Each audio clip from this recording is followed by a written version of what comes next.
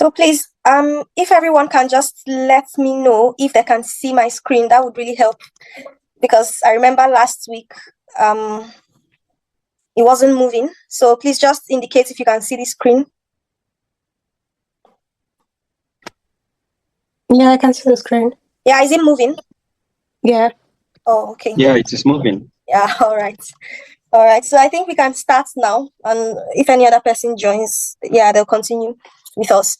So today I said we're going to do more of like a full-on practical.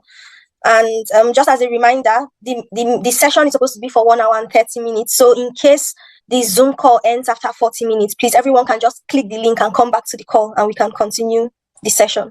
Yeah. So last week we just did like an introduction to the curriculum. I had left the documents on the group chats for anyone to look at if they wanted to. And we talked about the internet, what the internet and the web is. We talked about how it's just a connection of computers. We talked about some web technologies on the front end, which is HTML, CSS, JavaScript for building all of this nice interface we saw. And we talked about some back-end technologies, which is more of your database and your back-end programming languages. We talked about what a client and a server means. We said that a client is more what you see on the front end, and the client makes a request to the back end, which is basically the server. The server takes that request, processes it, and returns the response to the client. And we gave different analogies. This week, we said we're going to go deeper into real practice sessions. So for this week, we are going to be looking at the basics and the structure of HTML. HTML simply means hypertext markup language, and this is the standard language for creating web pages. So when you go on a web page, on a website, if I'm to go on Google, for example, I'm just going to open my web browser. If I'm to go on Google now and I type, let's say, and we look for their website, all of these texts, these images you see here, everything you see here is HTML. The colors would be CSS, and all of this interaction, like this movement, would be JavaScript.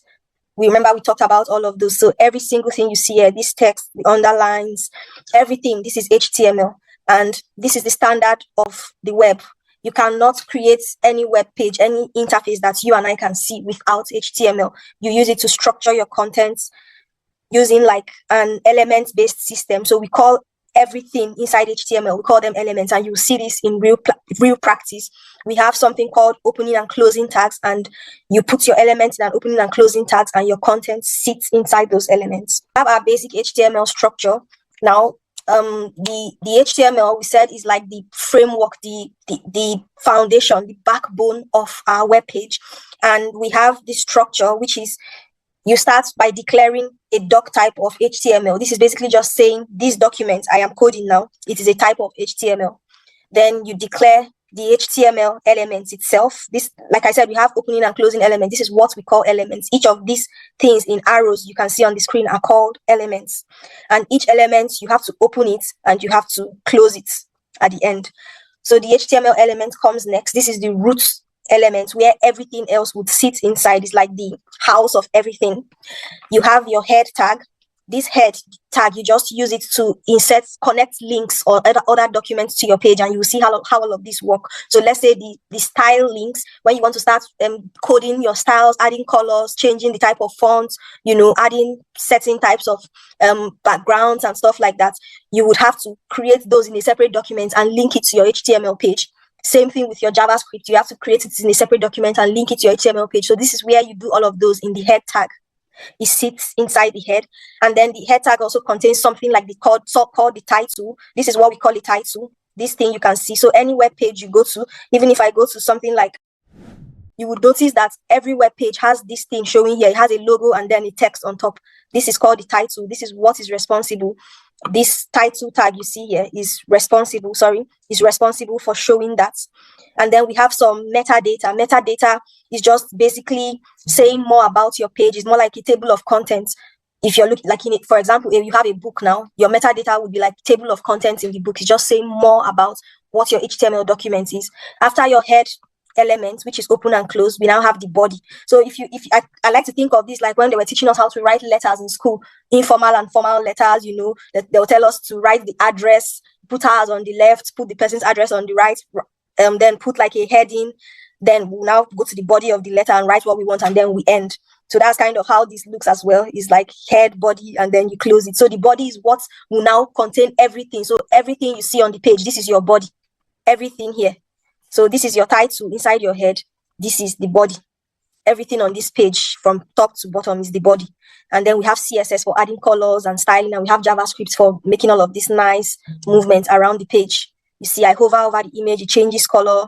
These are just some things that you can combine HTML, CSS, and JavaScript to do. Now,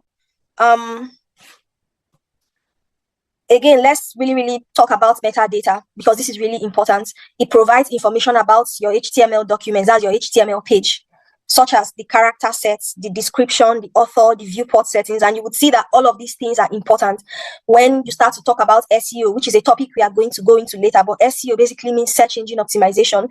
When I create a website, I want the website to be able to rank well on Google. For example, now I create a website, I put it online. Multiple people have the same type of website like me.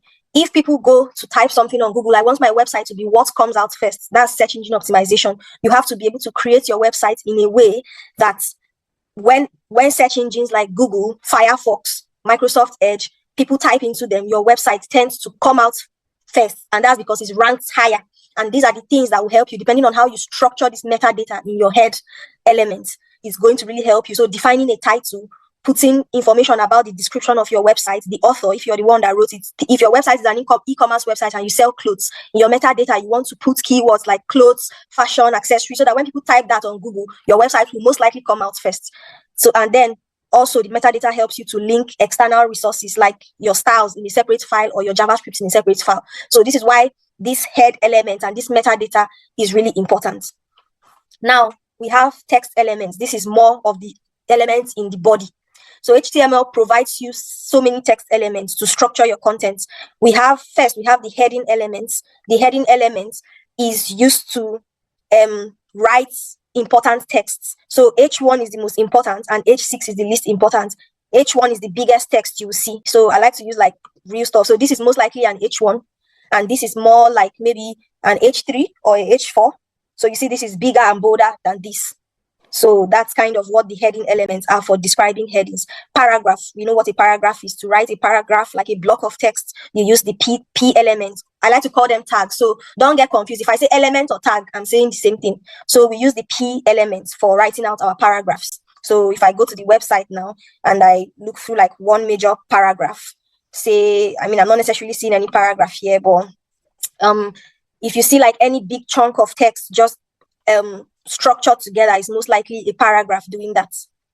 And then we have the span element. Is also used for writing text, but is used for writing text that will go on the same line. So if we were to go back to this website, you see how photos with colon, then youth leaders effort should heal. This is most likely in a span, it's all on the same line. So if you don't want the text to break by default, you have to use span elements. And we are going to see this in action. We have the BR tag. This is just for line break. If you want to go to the next line, you can use BR. We have the HR, which is horizontal rule, which is just like when you see a straight line across a page, is most likely HR tag doing it like this now. This gray line you see, this is an horizontal rule doing that. And we have so many other elements. These are not just what we have. We have something called lists. We have unordered lists and we have ordered lists. So lists is more like I'll keep going back and forth so you can see it in real life what this is. This is lists. This is an unordered list. So bullet points like this. This is a list.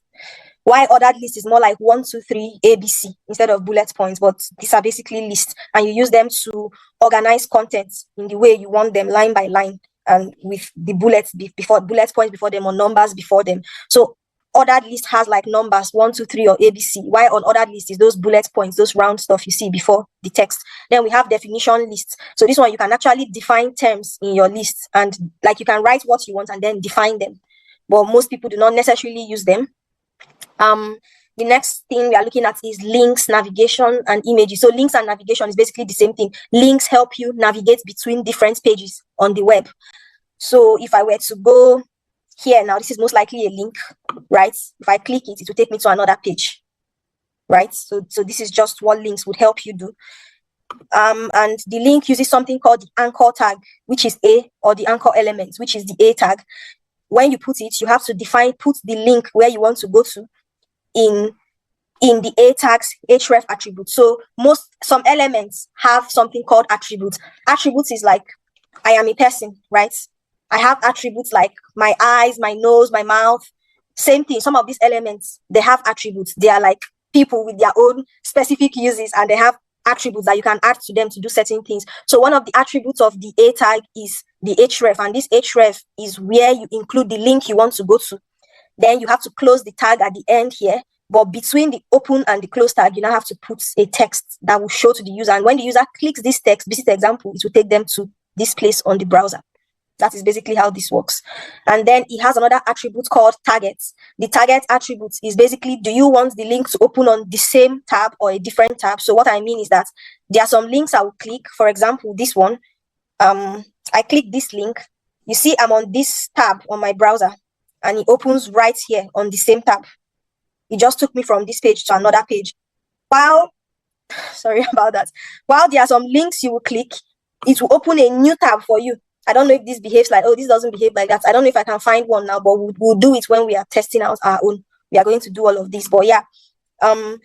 So this target is another attribute of links. If you say blank, it's going to open on a new tab. If you say target self, is going to open on the same tab.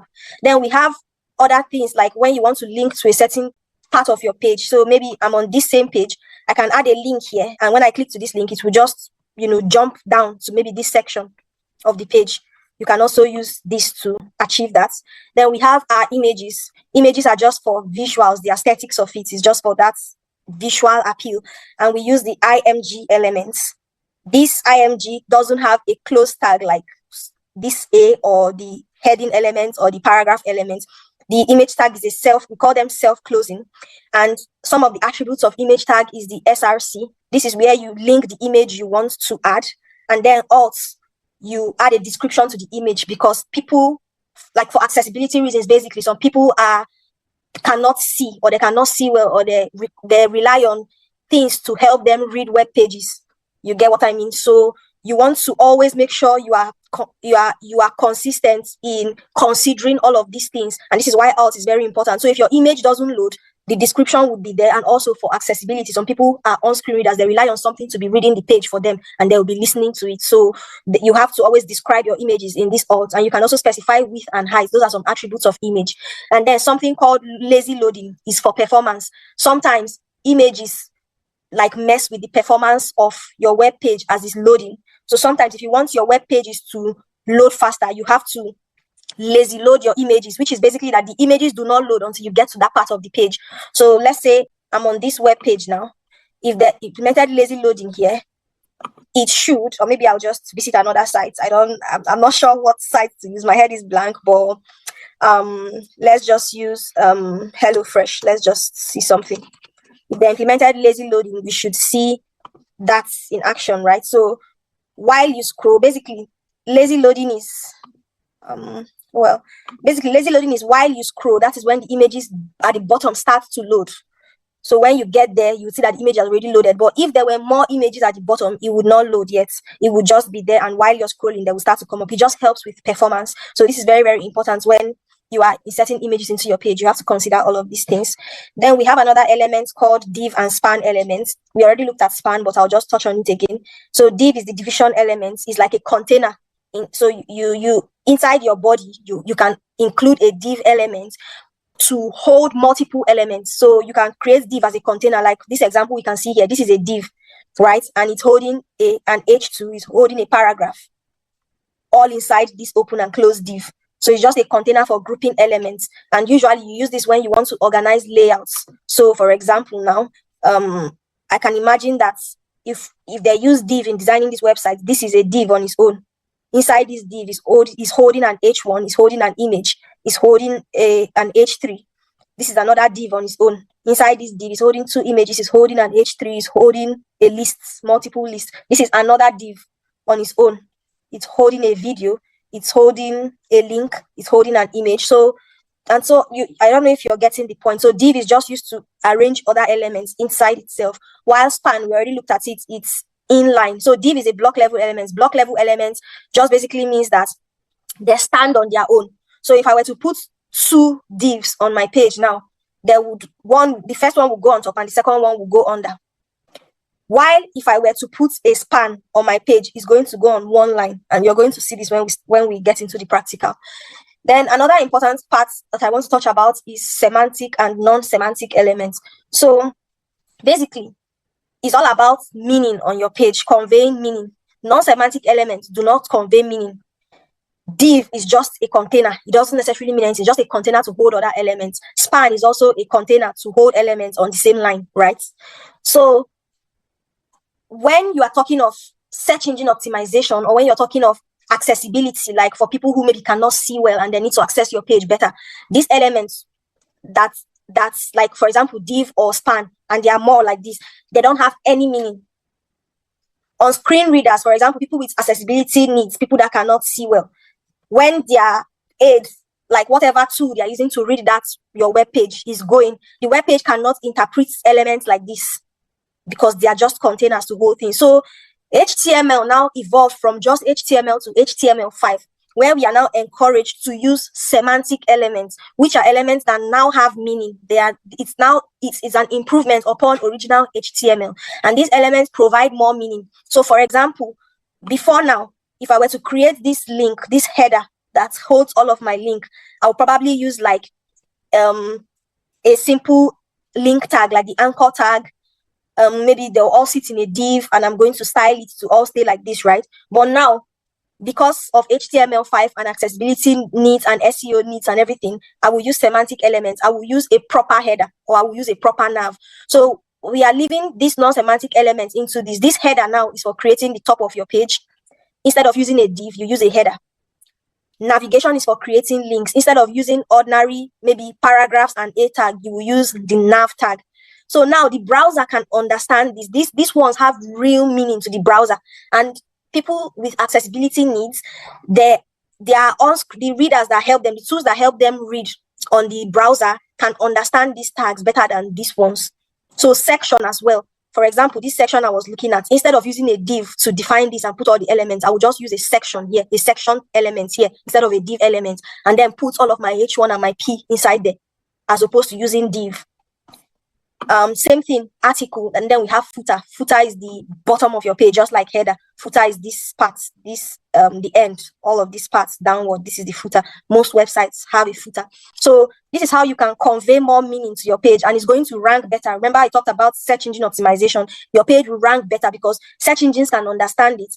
The tools that accessibility users use can also understand all of the elements on your page better. Now, again, I already talked about this, but I'll just read through why use semantic elements. It improves readability. So they give meaning to your web page. They make it easier for other developers too. So like I said, remember last week we talked about sometimes when you are working, you're not even working with people that are sitting in the same office as you.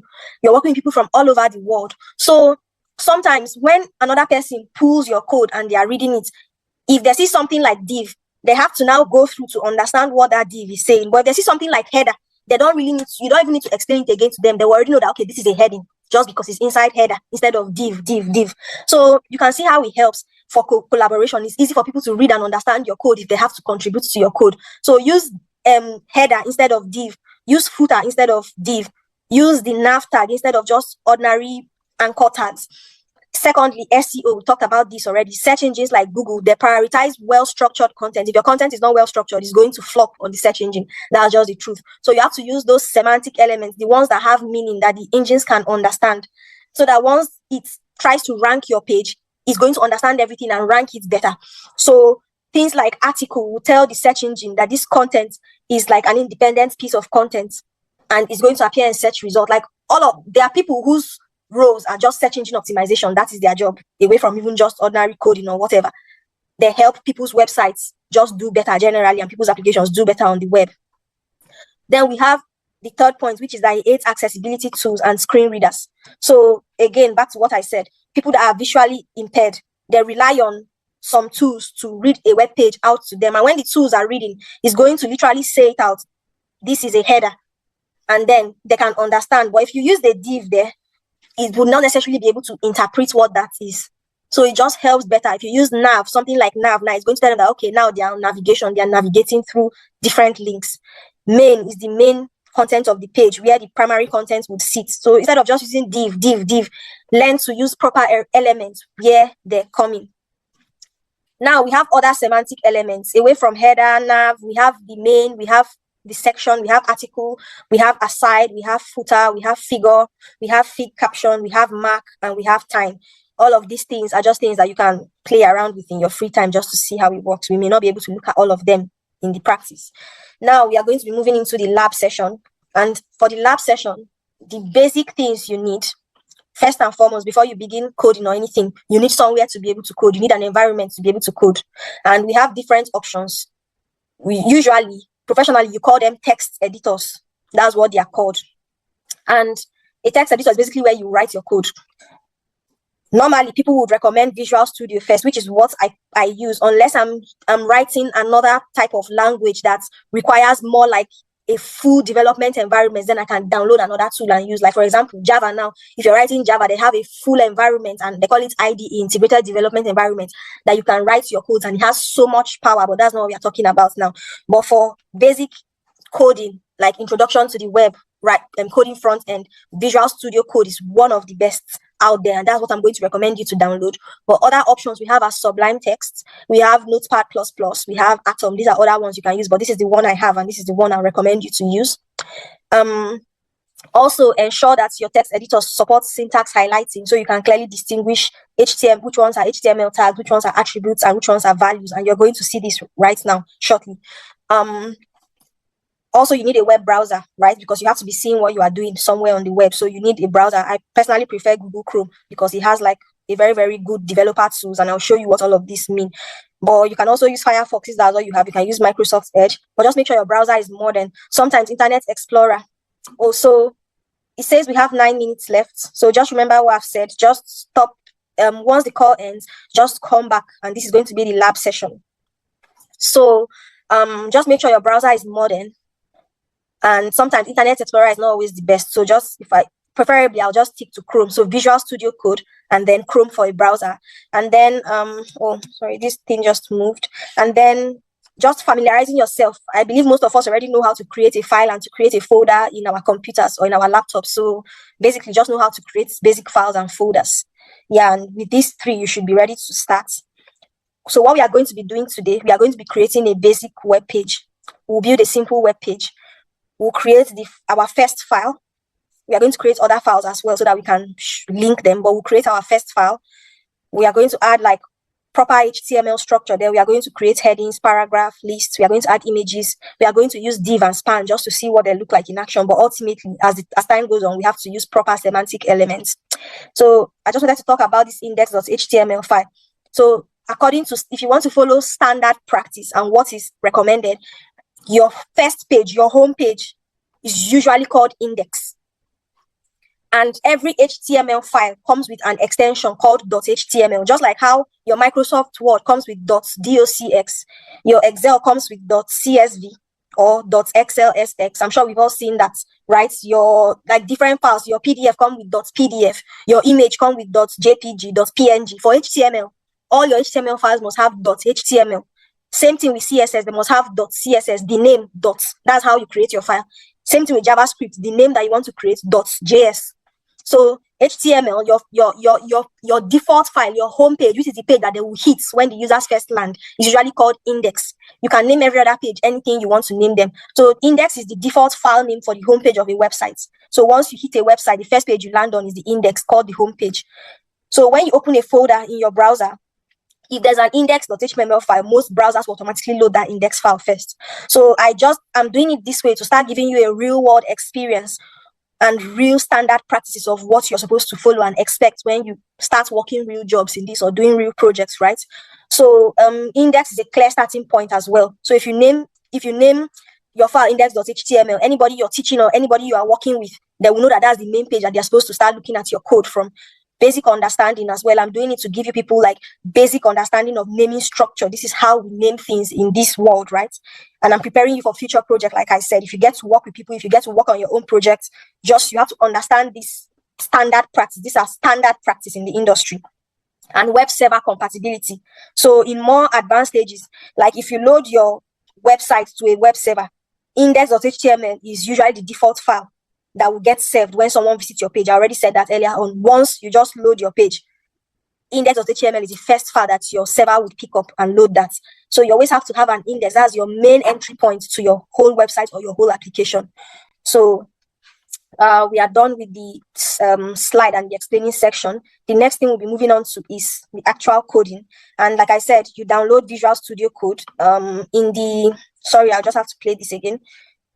I'm going to leave these documents for you, but once you click, you'll be able to go to the browser, and this is Visual Studio Code. Just click download if you have Windows. If you have Mac, that's like Apple, it's going to automatically load Apple for you here, but just click download, then install it, and then open it, and you can start coding. I'm not going to download because I already have it, which is this. I don't worry about it being dark. I just like my things being like dark theme, but you can set it anyway. If you come, yours might probably be light theme if your computer is set to light theme, but my own is on dark theme. And we are going to have to stop the call here and join again so that I can show you the lab practice. Also, just let me know if you're still seeing my screen and if things are still moving, please. Yeah, so can everyone see my screen?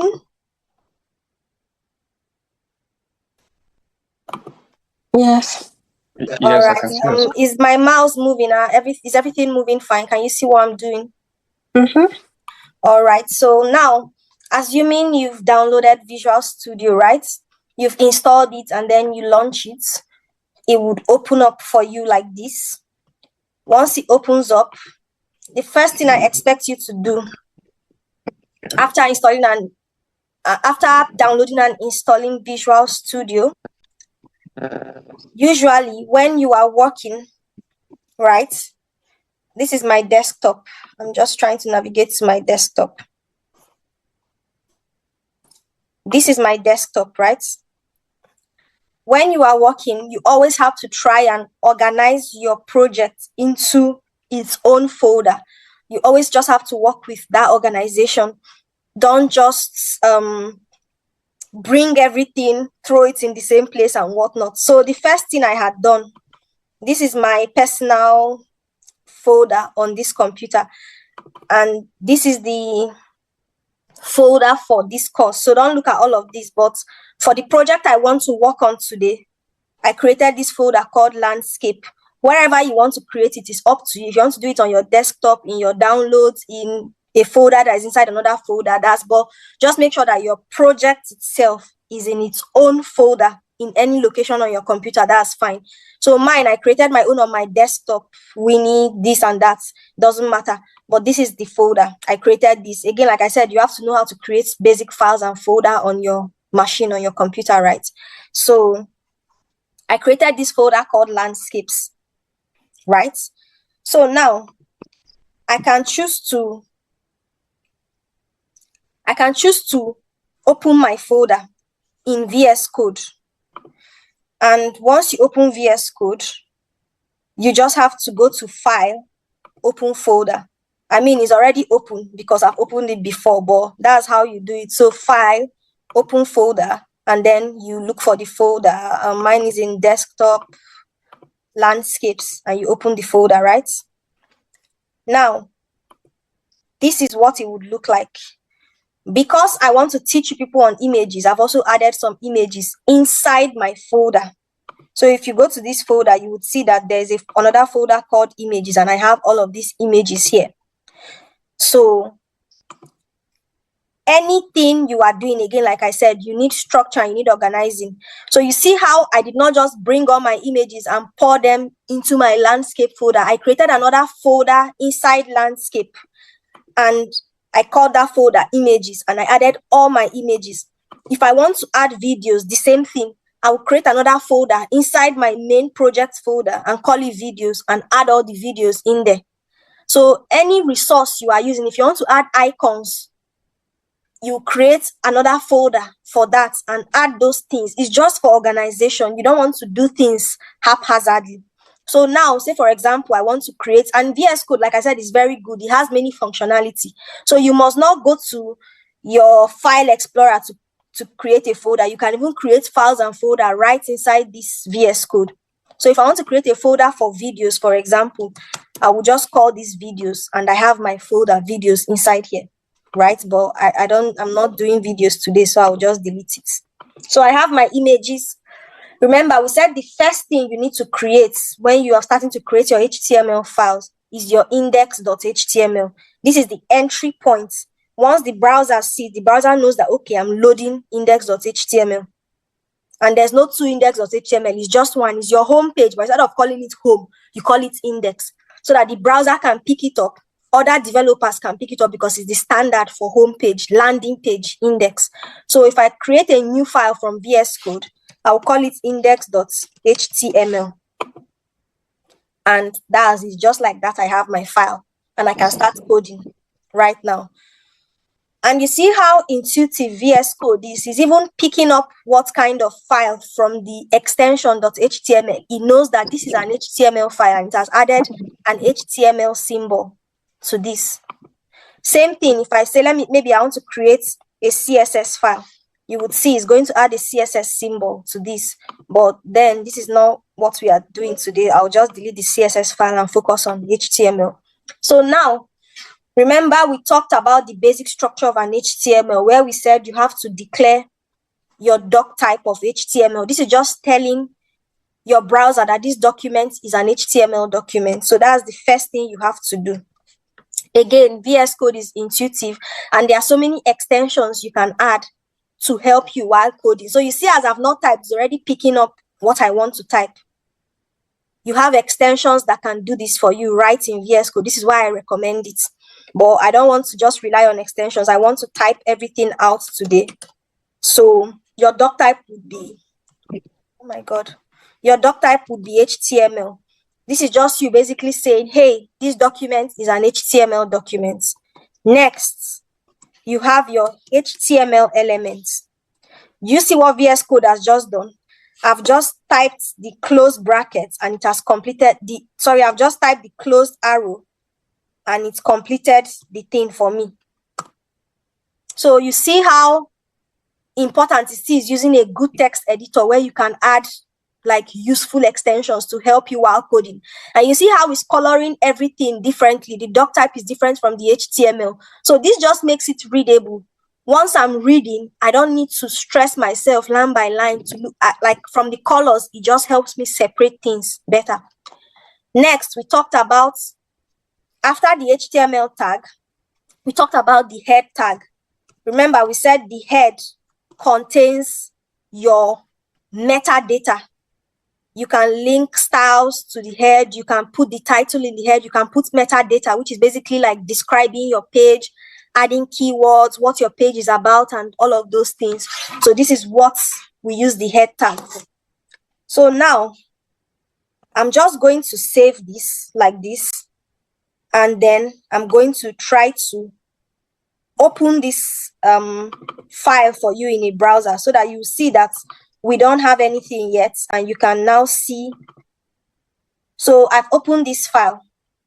I don't know if everyone can see it, but this is my index.html file. I just went back to where I created the file and I clicked on it and I opened it in my browser. This is it. Like, we don't have anything yet. We've not put anything in the body, right? So we don't expect to see anything. Now let's add our title, the title of our page.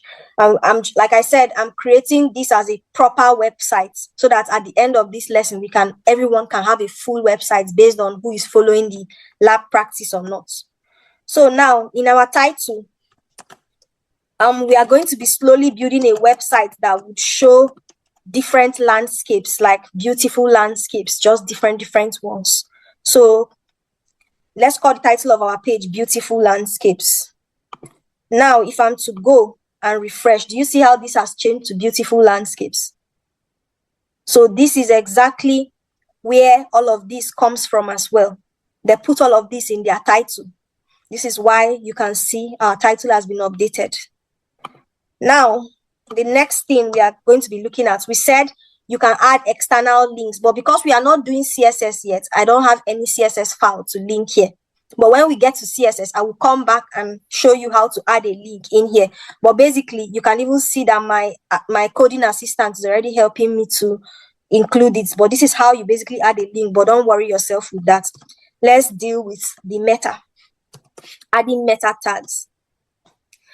Now, meta is one of those tags. If you remember when I said something about self-closing tags, that every tag has opening and closing, just like this and this, but some tags are self-closing. Meta is one of them.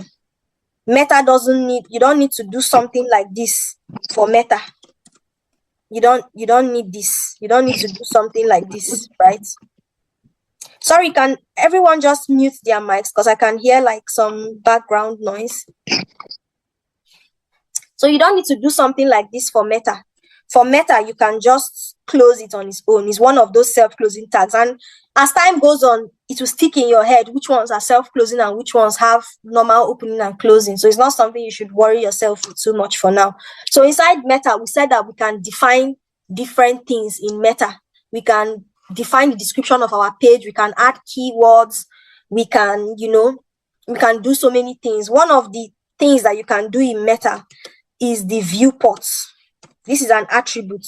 In fact, this is a standard when you are writing out your meta tag. You have to define the viewports. You have to define the name rather, and the name is usually viewports. Then you have to define the content. This content now is basically for responsiveness, and this is a very, very important aspect of web development. Your website has to be able to adjust on different screens, meaning that if I'm on a phone, I want this website to still be beautiful and structured. If I'm on a tablet, I still want this website to be beautiful and structured. If I'm on a big laptop, I still want this website to be beautiful and structured. So there are other ways to do it, but this is the first way to do it. Once your website loads, sometimes you will notice that it's going to load in a scattered way and it will zoom in. And you now have to use your hand and start zooming out and seeing the full screen that you want to see. This is what prevents that.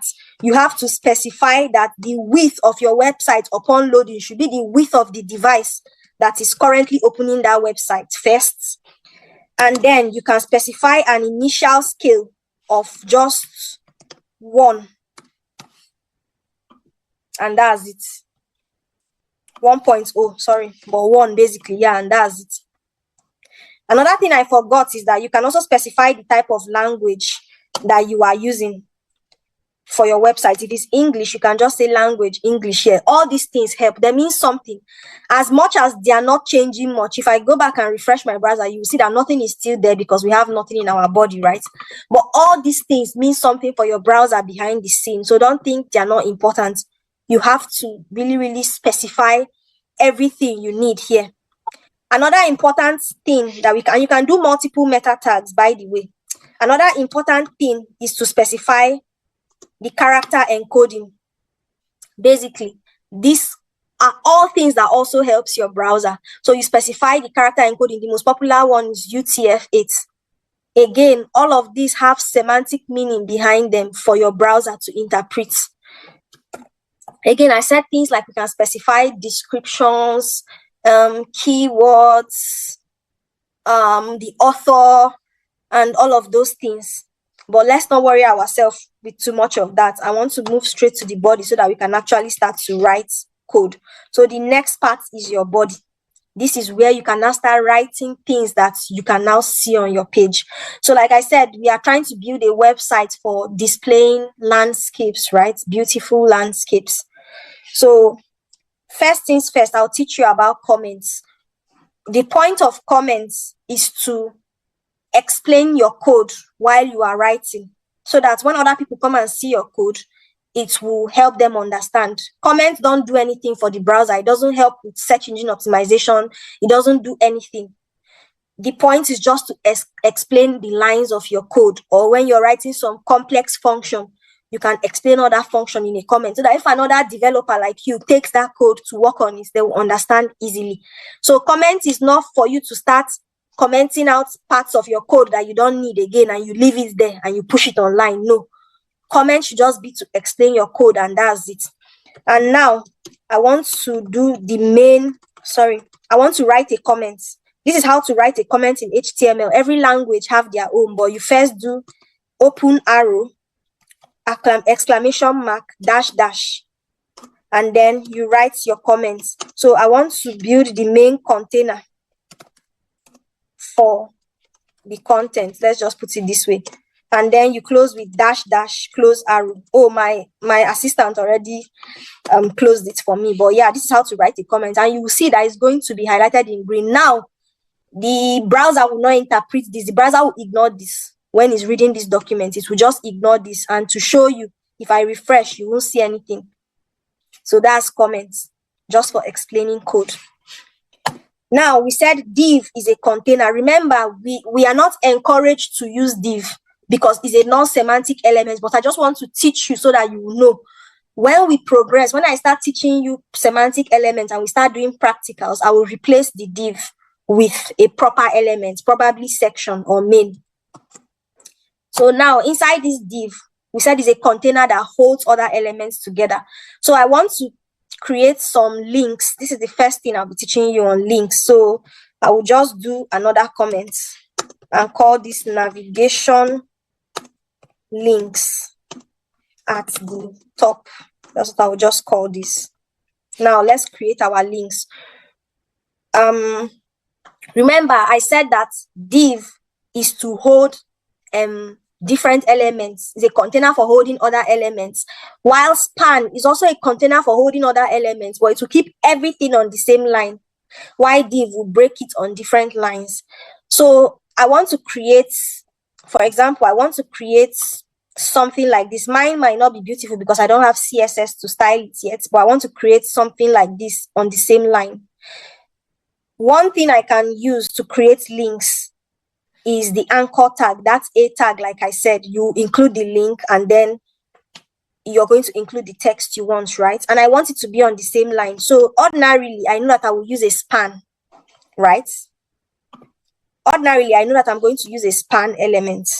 Inside my span, I can now start to, add all of my links. So the first link I'm trying to add, I want to add a link for,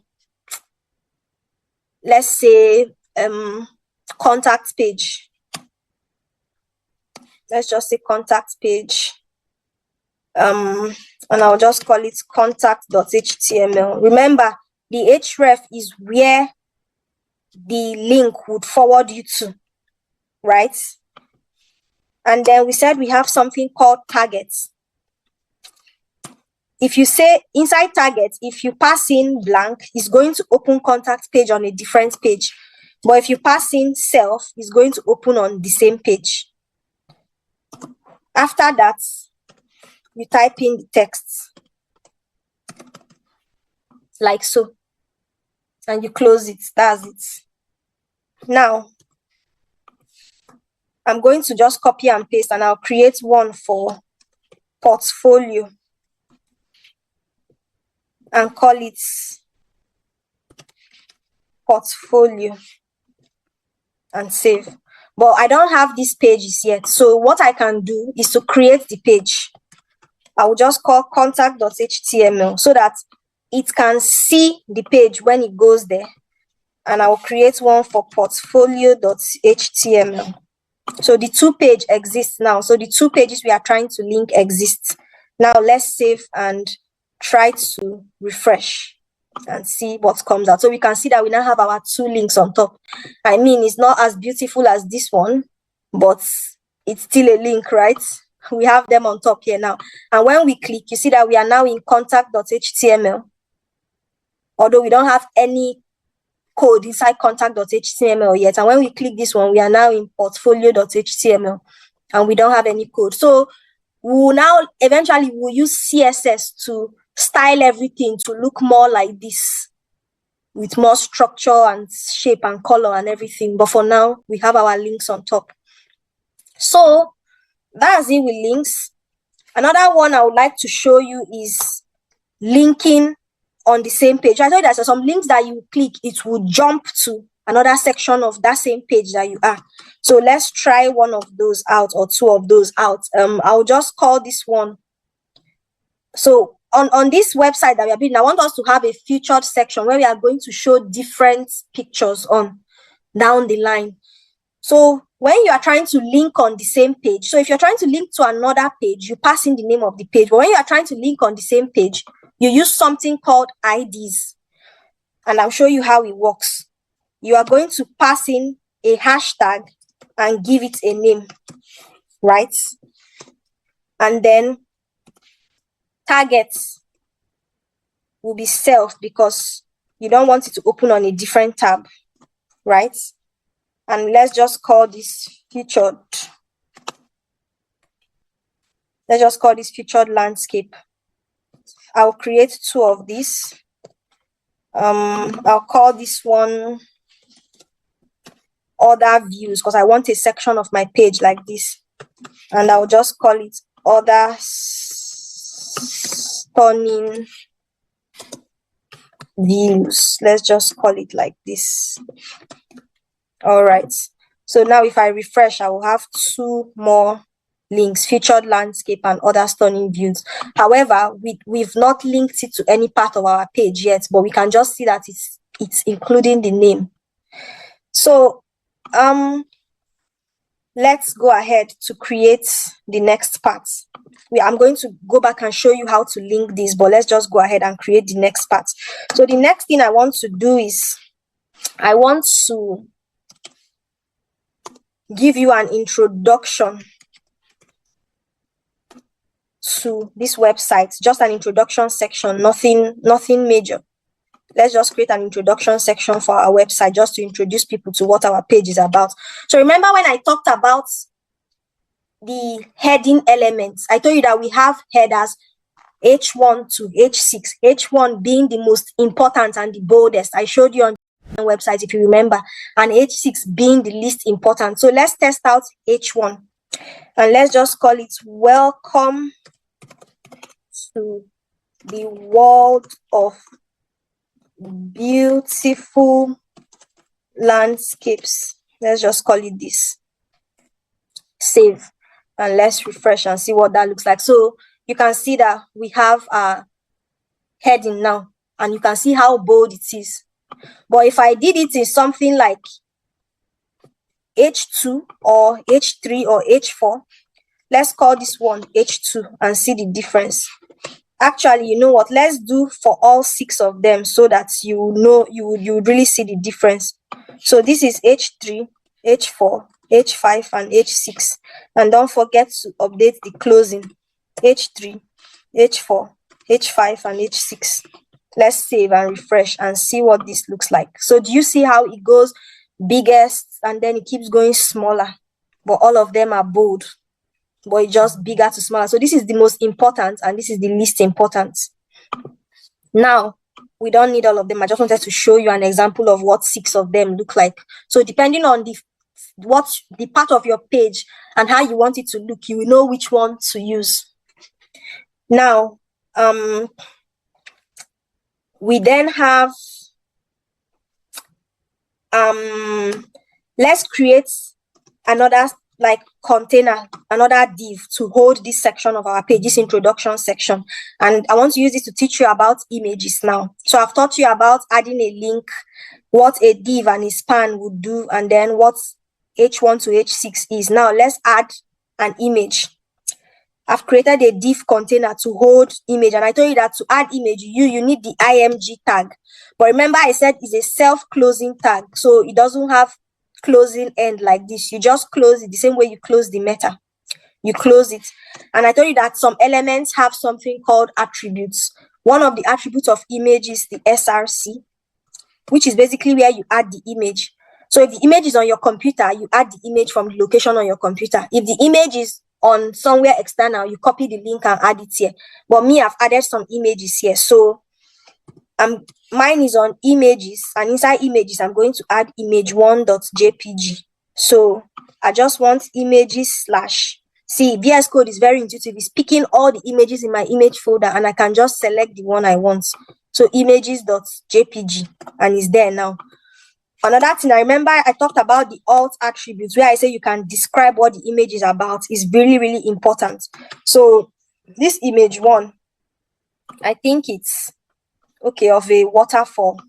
So I'll just call it a breathtaking view of a waterfall. Let's just call it this.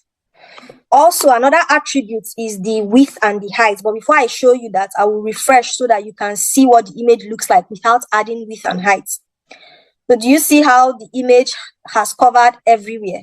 We don't want this. We always want to structure things well, because we are also concerned about the people using this and how comfortable and how the experience they get when using our website. So let's add a width of 600, and let's add a height of 400. Then remember I told you about lazy loading, where you always have to lazy load your images so that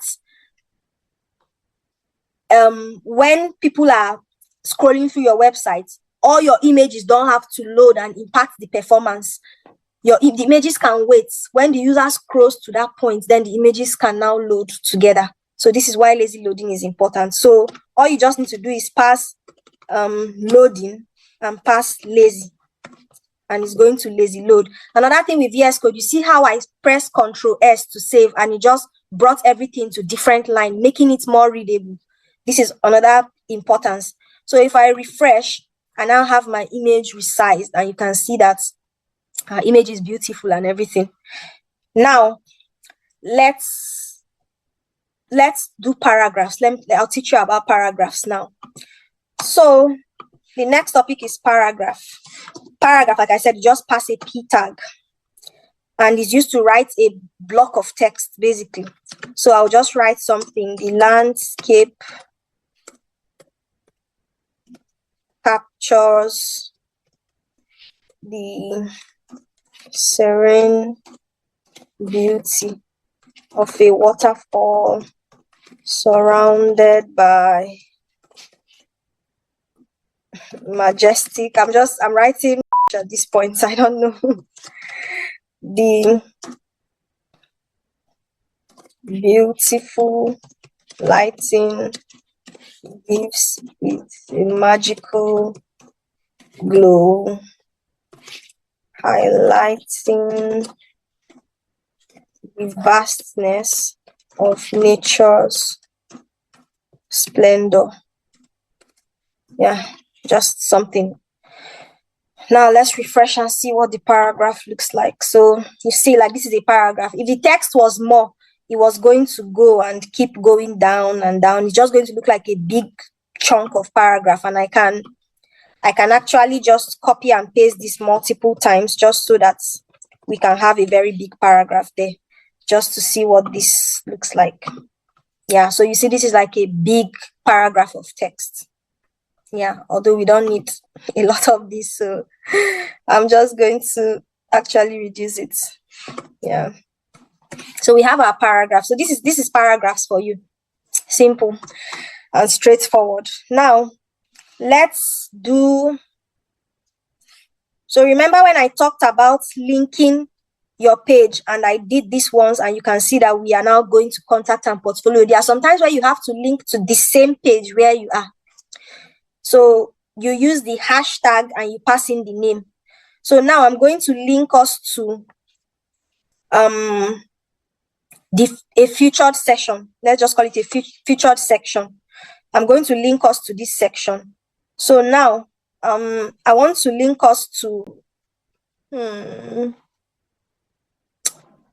let's see. Okay, I'll create another one under here.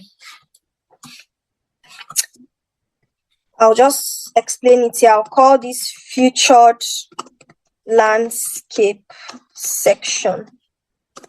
Yeah, so let's use an H2 here, and to link it to link a section so that when you click on this link, it takes you to that section. You use ID. So on the link, you use hashtag, but on the elements where you want to jump to, you use ID. But make sure it's the same name as the link that you want to click and jump to the page. So we called as featured, right? We called as featured, and is in an H2 tag. I'll just call this featured landscape. Oh, what's happening with me? I can't type again. Yeah, featured landscape. Oh, we are running out of time again. Wow. Okay, let's see if we can finish the home page before that. And I'm just going to put it in a container. And in this container, I would do an image tag. SRC would be images / let's insert our image 2. Let's just put that. And the alt would be let's just call it, say, a breathtaking view of a mountain. Let's just call it that. I don't know what image 2 is. Image 2 is okay, of the sky. Let's just say the sky.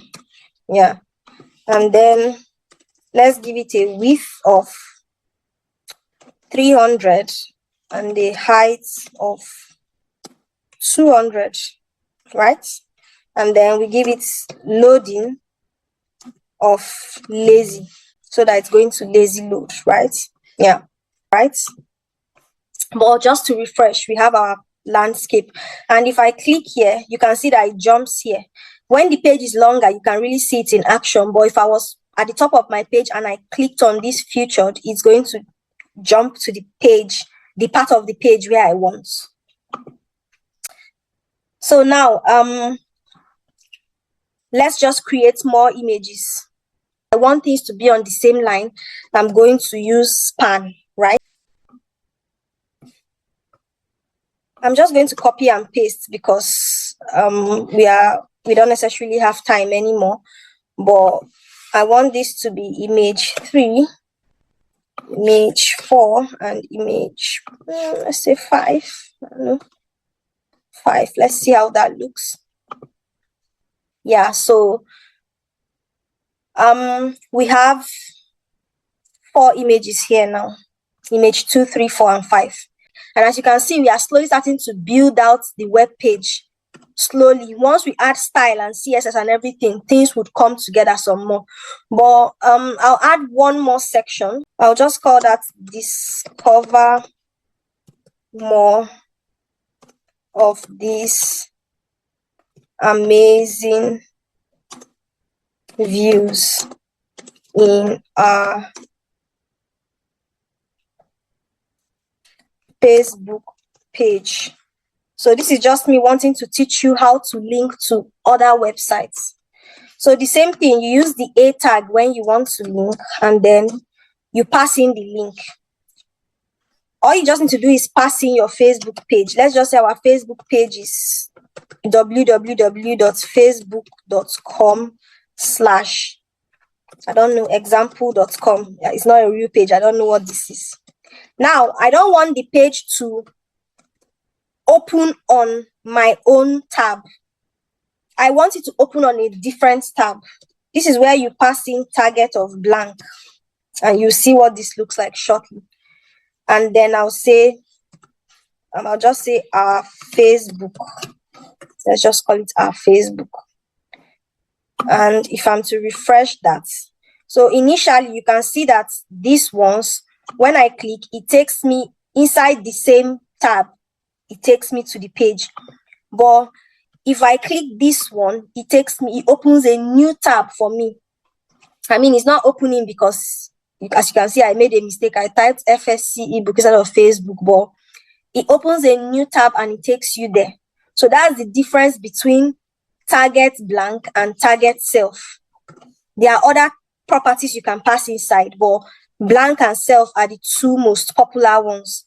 And ultimately, blank would open a new tab while self will open on the same tab. Okay, I've corrected it now. You can see it's taking us to Facebook.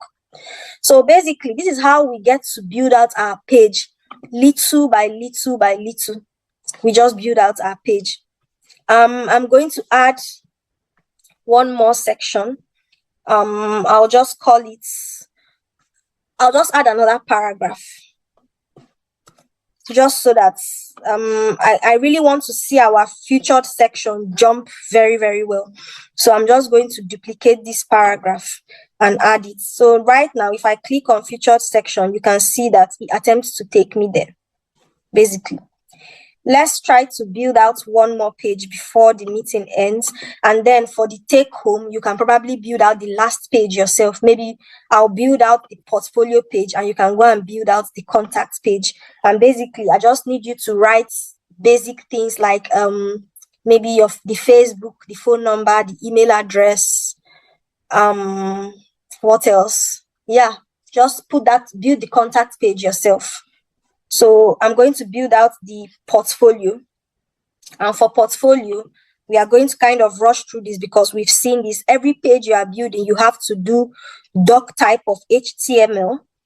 And then you create your HTML tag, open and close. You create the head. Inside the head, you give the page a title. And this page is called portfolio, right? Then you give the page a meta, specifying the viewport, and then you give it the character sets, specifying the character encoding. The next thing you do is the body, and inside here, you start to build out the body of your page. I'm going to create a container first with a div, and I'm going to create a heading and just call it our portfolio, right? This is good. And then after this, I'm going to create a P tag, a paragraph, just writing welcome to our portfolio, where we showcase stunning landscapes from all around the world. So if you need images, I can also attach somewhere where you can get free images from, because when you're building your website, you can't go around using people's images. They can sue you for that. So you either want to use free images, they call them royalty free images, or you want to use like something that you've created or that your organization has given you. So right now, let's just call H4 and we'll call it featured projects. And then let's just add a couple of paragraphs in here. We'll call it,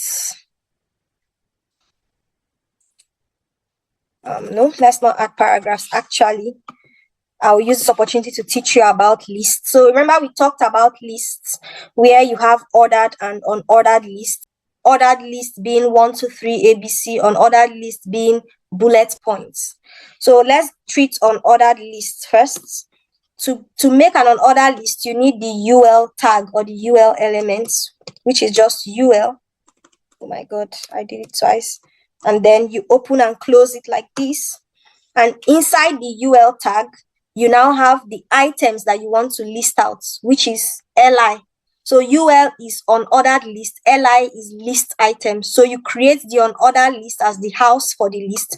And then inside the house, which is UL, you now create the items you want to list using LI, right? And in this one now, let's say we have mountain peaks. And then this is just going to be collection of breathtaking mountain views. Let's just call it this. But I'm going to save this and refresh just to show you something about, linking elements and how you have to have user experience in mind, things that will make the user enjoy visiting your page. So once I refresh this, if we visit our portfolio, we should be able to see what we are doing load up there, right? But it just kind of looks bland to me. So I want to make this one bold, while this one will just be normal text. So as you can guess, you can already tell what I might be able to use. I can use H1, I can use H2, I can use H3. But another tag that you can use to make things bold is the strong tag. or the bold tag, or the, yeah, strong and bold are the two tags. And I'm just going to try it out now. So if I was to wrap this text, this one that I want to make bold, if I was to wrap it in a strong tag, let's see what that looks like. I don't know, but let's just see. So do you see how it's now bolder? We have another one called bold tag. You just use B. They do similar things, but I think the browser interprets them differently. I've changed strong to B, and let's refresh. You see, it's still the same thing. I'm refreshing. It's still bold. So basically, I'm just going to leave it as strong, but basically, this is the way you can help make the users visiting your page enjoy the page more, enjoy the experience more, making what needs to be bold, bold, making what needs to be normal text, normal, making things centered, aligned, left aligned, right aligned, giving good background colors, good styles, and all of those things. Now, I've added one item. You can add multiple items to the list. So I want to add another item. And I still want the beginning to be in strong. And this one I want ocean shore. Let's just call it this. And for the explanation, I just want to say beautiful ocean shores photographed during the golden. I'm just typing away here. You can put anything you want. Golden hour, vibrant, colorful. British people that spell colorful with you, so I'll just do it like that, but I don't really mind. American people will not put you, so colorful shots. Let's just put it this way. Colorful shots. And we can go on and add more and more and more. To be honest, instead of typing, since we are almost done, we are 3:30, which is our time for closing, I will just copy and paste. But I encourage you to type. Try not to copy and paste when you're starting, because that typing will put the thing in your head. Like, it would help you master all these things, and you can now easily, know what all these tags are, know the syntax. You can write them with your eye closed. So don't just go straight to the copy and pasting. Don't be like me. Don't copy and paste yet for now. It's fine typing. Just try to type more. I also want to teach you another one to make the text like have some italics. But first, let's view our stuff. And then you see these are all lists now. We now have a list. If we were to make this as ordered list, that's numbers 1, 2, 3, all we have to do is change UL to OL. But instead of changing it, I will just copy this one and show you it in a different place. So let's change UL to OL, meaning ordered list. It's the same thing. The difference is just the UL and the OL, depending on what you want to create. So let's refresh and see. So you see this one is 1, 2, 3, 4. So however you want to organize your page, that's what you use. Now, I'll show you one for creating, I don't even have to do it in a different paragraph, to be fair. I'll show you one for creating slanted text, like text in italics, right? We have two tags that can also do that. Just like strong and bold, we have two tags, EM and the I tag. So if I wanted to make this text, this featured project, now if I wanted to make it like slanted, right? I can pass in EM. If I wrap this text in an EM and I save, Control S and refresh, you can see how it's slanted now. But even I tag can also do that. Refresh, you see, still slanted. So you just have to learn many of these elements. There are even more. There's subscript, superscript, stroke through, like there's so many other tags. I can keep some links to some resources where you can go and look at the full tags, but to be fair, you may not really get to use most of them. I'm just teaching you the things that I'm sure that you will get to see every other day when you start working finally. So this is it. We have our portfolio. If I wanted to create a link back to my homepage instead of using the back button every time, all I really need to do, let's say I want to create a link on top, all I really need to do is come here, maybe add a span. Add a span and just create a href. And where am I going to link to? I want to go back to my index.html, right? Targets. I'm going to make it self just because I don't want to open a new tab. And then I'm going to call this home. That's it, simple, and you see that you now have a tag back to index, so we can navigate between. And this is how pages are built, really. I know sometimes it looks like magic, but this is basically it. So I mean, I'm happy with where we've come to today. I've shown you about links. I've shown you about linking to other pages. So this is, we call it navigation. When you are going to different parts of your page, you're just navigating through. I've shown you how to create your file. I've shown you how to add in a title. I've shown you how to link to another section of your page when you want to jump there. I've shown you how to add images, how to add headings 1 to 6, paragraph, attributes of your images, src, width, height, alt attributes. I talked about meta tag in the head for search engine optimization and all of those things. We talked about what lists. So in the next class, that is where we are going to have to start talking about tables, adding tables to our page. Tables is for structuring content in a more organized way. We are going to talk about videos, adding videos. We are going to talk about adding forms to our page. You know, when you go on a page and they say fill this form, we are going to look at how to do that. And once we are done with that, we are going to look at the semantic elements. Those ones I said they have meanings behind a browser. So instead of using div that doesn't have any meaning, it's better you use something like section or you use something like main than using div. So we are going to replace some of this with semantic elements. But what I'm expecting right now, as we are rounding up, is just go back, try to build the contact page, add any link you want to add, but just build your contact page, add a phone number. You can add any random numbers, to be honest.